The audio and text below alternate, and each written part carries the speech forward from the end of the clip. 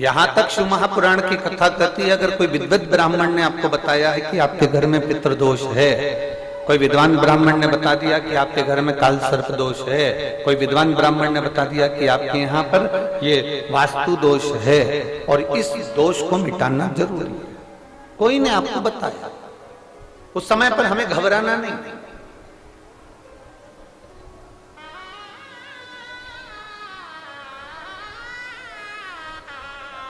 उस समय में घबराने का क्रम नहीं है।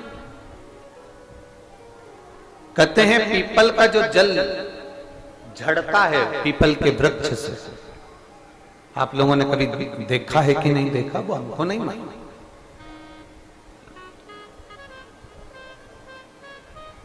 कितना भी अगर कोई वास्तु दोष बता दिया, पितृदोष बता दिया, काल सर्प दोष बता दिया, कितना भी अगर कोई दोष बता दे, तो पीपल का जो जल वृक्ष में से झड़ता है, कभी कभी आप उसके नीचे हाथ रखकर देखना, थाली रखकर देखना, उसमें पत्थर पर देखना, तो वहां पर भी पानी के निशान आपको मिलेंगे, बूंद के निशान मिलेंगे।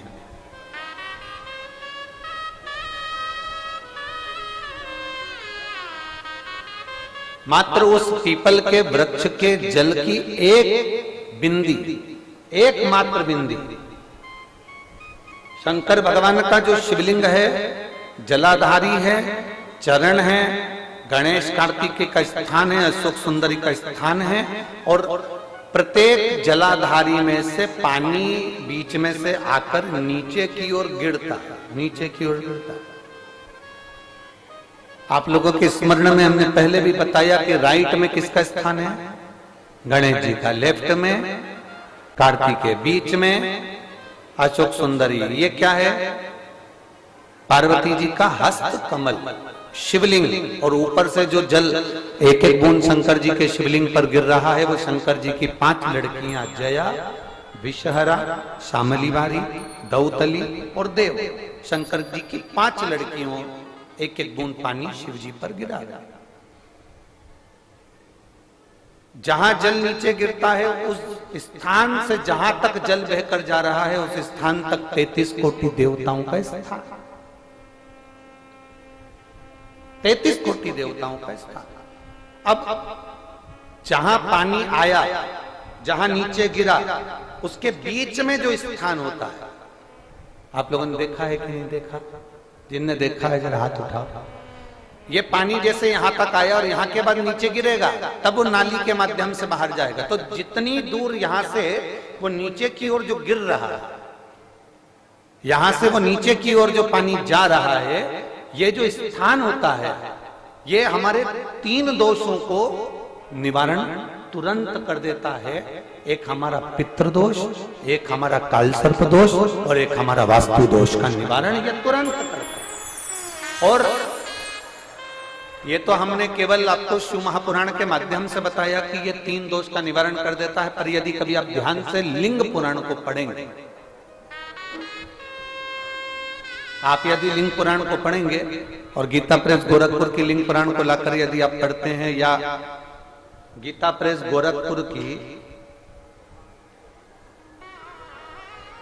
शिव अंक को भी आप अगर पढ़ेंगे, उसका नंबर हमारे स्मरण में नहीं आ रहा है, शिव अंक को भी अगर आप पढ़ेंगे तो उसमें भी आपको वर्णन मिलेगा कि हम तो केवल 3 दोष का बता रहे हैं, पर हमारे शास्त्र तो यहाँ पर और भी दोषों का वर्णन कर रहे हैं। जैसे किसी ने बता दिया आपको शनि का दोष है, किसी ने बता दिया मंगल का दोष है, किसी ने बता दिया आपको केतु का दोष है, किसी ने बता दिया आपको राहु का दोष है, किसी ने आपको कह दिया कि बृहस्पति का दोष है, किसी ने कह दिया आपको ये वाला दोष है। दुनिया के जितने दोष पीपल के वृक्ष के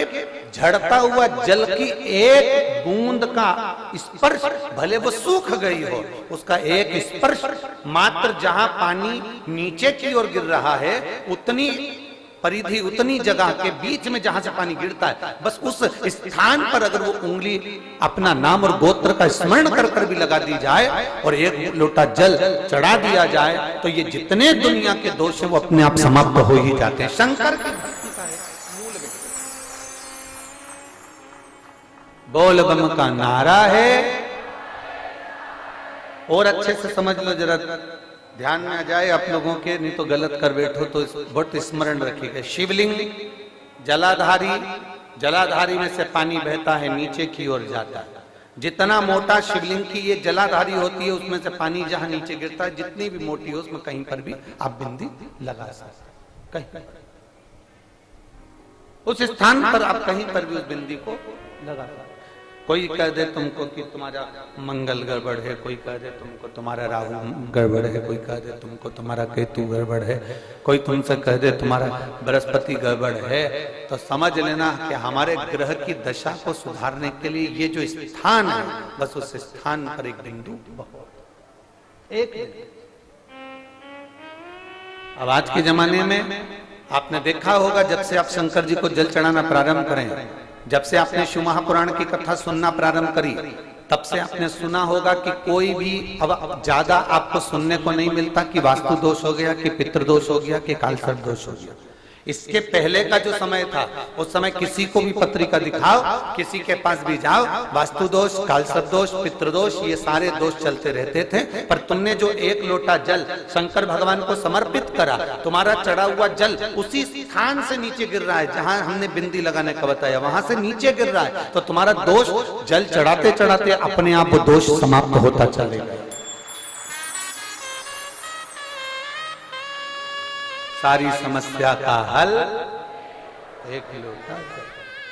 आप जो भगवान शंकर को समर्पित कर रहे हैं, आप भगवान शिव को जो दे रहे हैं, उसमें एक मूलता का भाव प्रकट हो।